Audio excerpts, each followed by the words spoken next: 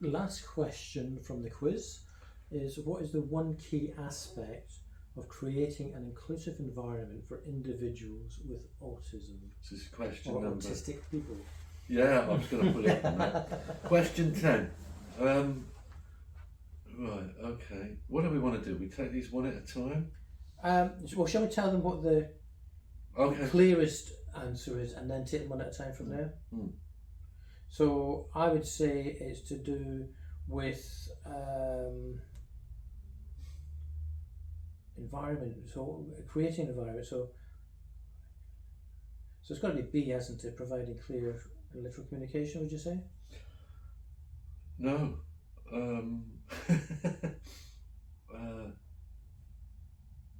I don't. Well, yes. Out of what we've been given there. I know. But I mean, if we went. So let's go through them. But that was what was intimated. From, This is the one that's intimated, right? Yeah. Okay.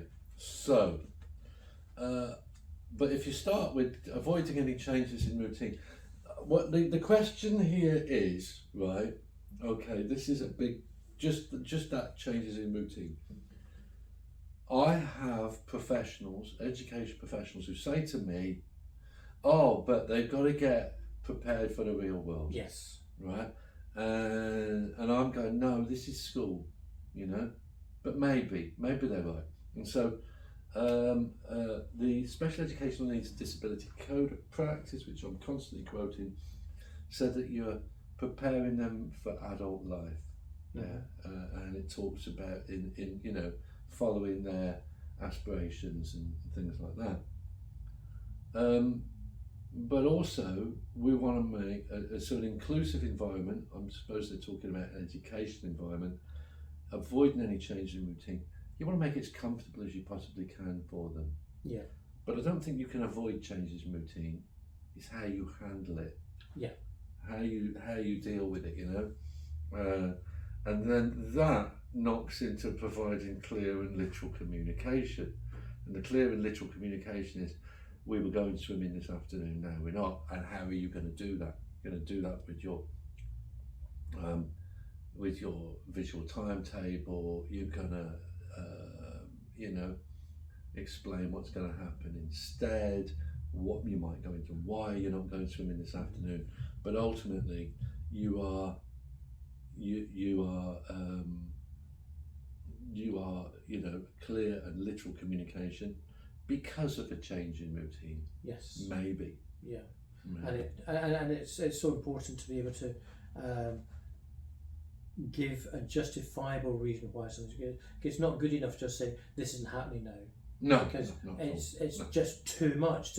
Why isn't it happening? And there's too many questions in it. And if we can sort of satisfy that, the potential questions come out of it, and just sort of say, this isn't happening, this is the reasons why, or if you can't say the reasons why, due to circumstances that we can't control at this minute in time, we have to do this, but we've got this in place instead, and be very, very clear about it. Definitely. That's going to make a big difference. Yeah. Huge difference. Huge difference. Also, again, clear and literal communication is around about how you ask a question or how you broach something. So, I mean, for example, you know how I feel about stop that. If I tell you to stop that, what are you going to do with that? You know, and this is the one I do a lot on my workshops. I do the coffee cup. Don't put your cup down there. Well, where do you want me to put the cup? So use a coaster, Andrew. That's what it's about. It's about telling them what to do. We say explicit communication as opposed to implicit. To me, implicit is telling them what not to do. Explicit is telling them what to do. Stop walking about. Well, okay, then what do you want me to do? And there's that other phrase that goes along with that is, does that child know what's expected of them? So, get ready for your supper. What does that mean? Yes. You know, like get ready for your supper could mean go upstairs, change out your school uniform, come down the stairs and wait at the dining table. That's get ready for your supper. But, you know, it could mean, if you don't explain it, get yourself a knife and fork. Yeah. You know, it could mean anything like that. And so we've got to clear, literal communication. What is expected of you? Now, to provide clear and literal communication in an autism-friendly way, the best way to do that is through visual interventions. Yeah. Because autistic people are predominantly visual processors. So before you go into too much detail on that, Yes. It talks about an inclusive environment. Yeah. And so we're talking about the visuals. I know you've gone into schools, I've certainly gone into schools, where the visuals in the classroom is not inclusive. No. Because it's too much. So, in those circumstances, you've got to go, I've got two phrases, sensory sense and display decay. So sensory sense is there any point to that poster, that picture? Do we need it? If it like with displays should stimulate new projects that we're going to be looking at, be a reference point for information, or celebrate something that you've done. Yeah, that's the 3 points of displays. They don't have to be all three, they'd be one or the other, usually. And so that's that. So you've got to go, is there any point in this being on the wall? What is the reason for this? The other thing is what I call display decay. Yeah, and the display decay is, you've got a timeline on the wall of the history of Britain, right? And you've got Romans, and you've got Vikings, and you've got Normans and stuff like that. But the Tudors has fallen off and it's gone in the bin, or it's on a table somewhere. Yeah, that's called display decay. Those children will be fixated on the missing piece. Or if you've got a number line 1 to 100 around the classroom, or the months, and July is missing, they will focus on that. I'll tell you what happened to me. Do you know about the Concord wallpaper? Not ringing a bell. No, okay. No. You would have. My dad, yeah, in the 70s, me and my brother used to share a bedroom, and he got a Concord wallpaper. How cool is that? Really cool, yeah. This is how to screw it up, folks. My dad, I think he might have been in a bad mood, I don't know what, but he puts this Concord wallpaper up. You have. And he didn't match the noses to the aeroplane. And it was all around the room. The noses didn't match up. I am 57 years old. I was maybe 8, 9 at the time, and I'm still bothered by this. I am still annoyed by this. I used to sit up fixating on this, yeah. Wow. To the point where I've got one of my colleagues, yeah, we now describe anything that's not good as a Concord's nose. That's a right Concord's nose. That it was just, do you know, I'm pissed off now telling you that about this. You can just feel your annoyance. It's just because it's stupid. It was just stupid, annoying, lazy, pointless, irritating, everything about it. I don't know, and this is again, this like, if you're going to do it right. Yeah. Well, Wham said that. They did. And so, but also around the classroom. So a guy last week in a school said, I was listening to what you said about visual timetables. What do you reckon to this? Great. We've talked about visual timetables. He's not had one. He now wants to put one in. I said, I'll tell you what I'll do for you. I said, you give me the timetable. You stand over there. I'll stand over there and hold it up. Because I'm going, it's too small. I said, can you read it? Not really. What do you think of it? It's rubbish. Sensory sense, display decay. It's all in there. And so, just think. Just think, about in clear and literal communication, you've also got the fact that the information needs to get to you. Yes. One of the things I do is I go in a classroom and I make myself small. Am I sitting behind a guy with big hair because I can't see the board? Things that we forget to do. You know, that really is. It should be the most explicit environment anywhere. Yeah, and I think you mentioned earlier about the nice spring day and how you had to turn the lights off because it was getting too overwhelming and too bright. Yeah, it was. And it's making sure that if one person is suffering, because of that, you have to include that one person in there. Yeah. And we're quite lucky today. There's been a bit of background noise. I've not really noticed. There was a siren earlier, I think. But the fridge keeps going on and off. I never noticed. No. But then I'm interested in what we're doing. That's single attention. Yes. That's single attention. You know, that to make it so that it is enjoyable to the point where the background noises won't bother you. Do you know?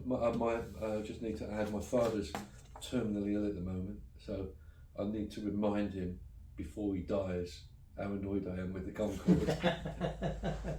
Indeed. So when we were talking about the visuals and the overstimulation or understimulation with the various things in there, it then talks about restrictive sensory experiences. Right.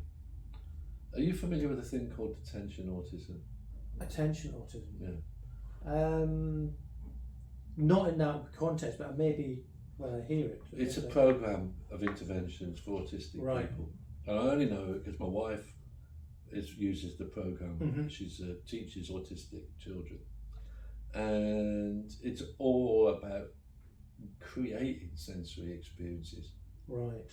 And there's a reason why it's one of the most successful programs at the moment. It's because it's giving those kids time to and opportunities to enjoy those sensory experiences.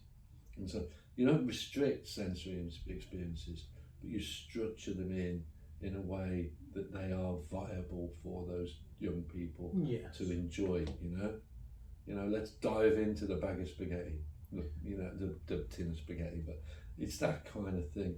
And so restricting sensory experiences, I suppose restricting sensory experiences, do you remember when we had the Autism Youth Club and how difficult the fire drill used to be? Oh yes. Yes, my first attempt didn't go down particularly well. I remember it being very funny, but also there was a lot of difficulties, you know. And certain people got very upset about it, didn't they? They did. It was a big eye opener as to sometimes the fire alarm would upset someone, but that somebody being upset then upset somebody else because they're upset, and the knock-on effect around was quite amazing, and was something I wasn't necessarily. So my oldest son said to me, went, these people are all crazy. I said, you are one of these people. Yes. You know, so. And it was interesting, and it was one of these things where we talked about allowing your child to make mistakes and do things like that, and we gave the young people at that youth club the responsibility to put together the fire drill, where the escape routes and everything else were going to be in that, and then we then set it off. A lot of preparation. A lot of preparation, but it still didn't go the way, and that also upset them. They said, "Well, we planned this and it didn't work, and why didn't it work?" That, and it was the explanation of we do this to find out what doesn't work, so that we can then change it to put it right. And therefore, you know, if we restrict sensory experiences, then where are they going to learn them? Yeah. I've got the big thing about, this wristbands to get you through the line quicker at Alton Towers. Yeah. If you've got a physical disability and you are in, mobility issues and what have you, of course. But if you're just not very good at queuing, where are you going to learn to queue? Because that's through life, And so, you have to have these experiences, and then that kind of creeps into this isolation. It says encouraging isolation. Would we? Never encourage isolation, personally. Would we though? I'd just go, why don't you go for a nice walk? Yeah, so is that encouraging isolation, or is that encouraging allowing breaks? So Yeah, well, it depends on your definition of the word isolate. yes. So isolated is a negative thing. No, but you might encourage someone to go, why don't you go and sit out in a hall for a bit, you know? Yeah. So, but you need time out. If it's too much here, yes, it's okay to go and sit over there and then come back when you feel comfortable. what about in the workplace? Somebody works at a call centre. Mm-hmm. Yeah. So I've got a friend that works in a call centre for the Department of Work and Pensions, and he has an option to work at home as well. Now he's a neurotypical man, you know, and he chooses what I think he chooses a mix of both. But if you were somebody that didn't like working in that call centre, you might encourage them to work at home. Yeah. You know, and that would be encouraging isolation. It's not a key aspect. Do you know what I think these things are? Key considerations. Yeah, considerations. Things to think about. You know, but there's 4 here, nowhere near enough. No, you can have another 4 pages. Yeah, well, I mean, I was just thinking about my big mind map, which Yeah. we're going to have to share with this stuff. But I think, you know, there's some key ones in there. There are some key ones in there. I think the communication is for me the big one. I think you're right. But we needed to talk it through, didn't we? Yeah, you have to go through it, but it is the definite communication that is there, and making sure that the environment is providing you're in the right place for that. So when you think about the environment, and then you think about the encouraging isolation, if the environment is not quite right, the encouragement of the isolation to deal with that, to get that learning objective over, is going to be the right thing. So yes, and that's why we have these conversations rather than just reading and saying there's the answer and dismiss everything, because there's no right answer, as we know. There's not. I say it's like throwing as much mud at the wall, see what sticks. You know, you want a whole program of interventions, and the minute you think you know it all, that's when the trouble starts. Yeah. You know, I've got programs, videos, books, etc., telling me what to do in what situations. That's the biggest turn off for me on the planet, because you can't possibly know that stuff. No. You know, was it 1, 2, 3 magic? Yeah. That really would be magic if these things worked. Okay. I know we've done all the 10 questions. Yes. But one other question for you. Go on. When this goes out, we'll be hitting World Autism Week. Oh, okay. And there's a mixed bag of people's opinions and thoughts about what's the point of World Autism Week, World Autism Day, etc., etc. Do you have an opinion on things like this? I think I think the world is a changed place, and I think you know, when I was a teenager, you know, gay people, gender diverse people, there were people going out specifically to hurt people, to attack people, coming out of clubs, you know. When I was young, a teenager, it was race. You know, if you were of a different race, different cultural background, you know, it wasn't safe for an Asian person to go out walking because they might get attacked and badly beaten and things like this. And I think we're in a different place now. It's not completely fixed. No, it's not. It never will be, because humans just aren't like that. With neurodivergence, I don't think we're there. I don't even think we're anywhere close to there. No. I think there's people still think that autism is kind of a cross between Rain Man and the Big Bang Theory. And I think getting this awareness out there is hugely, hugely important. And the autism voice, the lived experience, needs to be there. Yeah. Having said that, you put me on to a guy called Michael from Australia. Yeah. Now, he's a neurotypical man who is doing incredible things in the world of autism. Incredible stuff. We don't just want the lived experience. In my opinion, I know there's a lot of autistic people that do just want autistic people talking about autism.